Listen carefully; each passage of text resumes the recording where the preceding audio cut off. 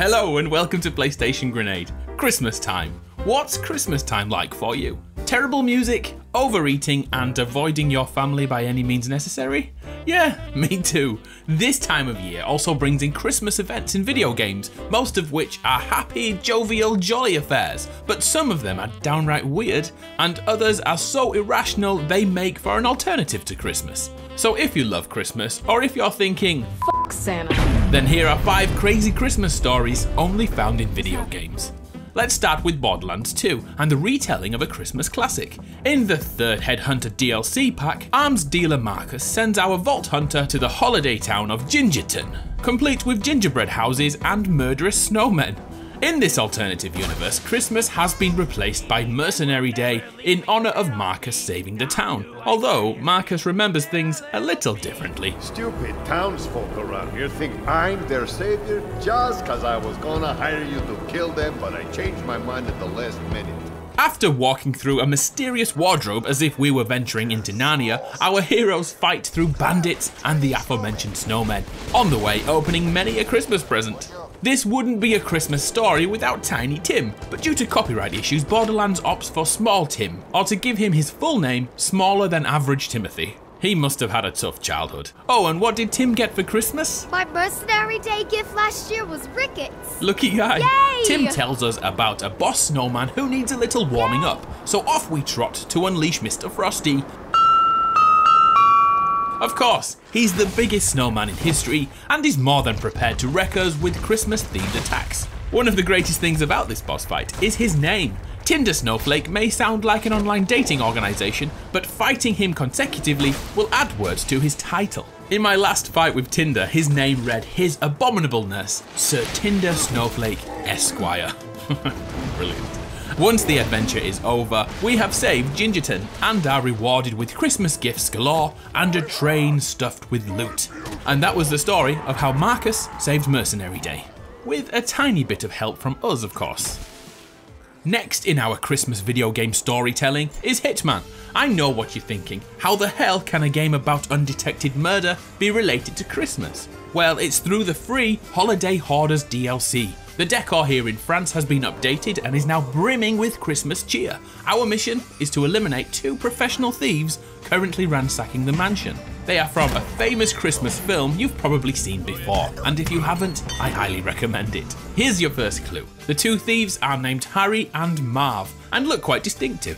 Figured out the film yet? Let's follow one of them around. He's a bit of an idiot who leaves sinks overflowing. He even calls the duo the Wet Bandits. Got it yet? It is indeed Home Alone. What a great film. It's pretty much on every single day around Christmas. The Holiday Hoarders DLC also allows Agent 47 to unlock the Santa costume by finding all the artifacts before Harry and Marv grab them. This lets us see what Santa does in his time off, globetrotting to warm destinations and killing everyone in sight. Now that's the Santa we know and love. No, don't shoot me, please. Don't shoot me. Let's go back to 1991 and the phenomenon that was James Pond Robocod. Okay, so if you're new to this, it will seem like the strangest video game concept you can imagine. He's a stretchy fish thing with armour like RoboCop and the skills of James Bond.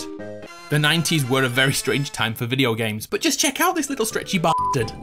In James Pond's second outing, Robocod is tracking down his arch-enemy Dr. Maybe, who has taken over the North Pole and is using Santa's workshop as a home base. That's where we roll in and use our unique skills to rescue Santa's little helpers, which are either elves or penguins depending on which version of the game you play. Dr. Maybe changes into various Christmas-themed villains throughout the game, with his final fight taking the shape of yet another oversized snowman. Once defeated, he makes a last-ditch run for it, but the real Santa is on hand to drop his manly sack. To drop his huge load? I have no idea how to make that sound less perverted. The only way we can celebrate this victory is through random jumping animations and the greatest ending in video game history. Well done, the world is safe. Really, that's it. Talk about a disappointing ending. Thanks, Robocod. The next one is a bit of a downer, but I think it deserves a mention. The story of The Division. It wasn't all about looting and cover shooting and those futuristic orange watches. The Division has a precautionary Christmas tale to tell us. Starting on Black Friday, a smallpox pandemic hits New York via banknotes, which are passed around like they are going out of fashion on the biggest spending day of the year. By the time Christmas rolls in, the population is absolutely decimated and Central Park is a graveyard. It's so surreal walking through the snowy streets, seeing the Christmas trees, and even the Coca-Cola truck is here, but it's been left for dead. It's chilling, and that's not a pun. It's a crazy Christmas indeed, but damn, this got depressing fast. Let's move on. Let's do something a bit more uplifting. Let's visit the Saints Row guys. This ragtag anti-hero group all love Christmas, except for the boss. I just think there's more important things to think about than some bullshit holiday. Looks like someone never got on the nice list. Suddenly, cyborg Sean D travels back in time from a future where tight clothes are all the fashion and breasticles are made to be crushed into oblivion. Over to you, Sean D. Come midnight Christmas Day, Santa Claus is coming to town, and unless we stop him, he is going to put the universe on the naughty list. And trust me, you don't want to be on the naughty list. Sorry I asked. So over a few decades, Santa's mind has been deranged and now he's been replaced by Claus the Warlock. This version of Claus is using Santa's workshop to send children guns and bombs instead of dolls and toy cars. And our job is to stop him. First by wearing terrible Christmas jumpers, second by killing countless gingerbread men and nutcracker soldiers, and then delivering presents to the good kids and good old coal to those little shits nobody loves. The final fight pits us against Claus, culminating in this.